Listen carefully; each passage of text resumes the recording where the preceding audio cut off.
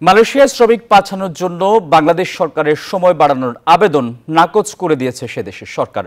দুপুরে প্রবাসী কল্যাণ প্রতিমন্ত্রীর সঙ্গে বৈঠক শেষে গণমাধ্যমকে কথা জানান দেশের রাষ্ট্রদূত হাসনা মোহাম্মদ হাশিম। বলেন, 15টি দেশের সাথে শ্রমিক নেয়ার চুক্তি ছিল মালয়েশিয়ার, যার সময়সীমা একই সাথে শেষ হয়েছে। তাই বাংলাদেশের শ্রমিকদের জন্য আলাদাভাবে সময় বাড়ানোর সুযোগ নেই। এ সময় 31 মের পর এ ভিসা ইস্যু করা নিয়ে বাইরার অভিযোগ ভিত্তিহীন বলেও দাবি করেন তিনি। প্রবাসী কল্যাণ প্রতিমন্ত্রী বলেন, 17,000 কর্মী পাঠাতে মালয়েশিয়ার কাছে আবারও আবেদন জানানো হয়েছে।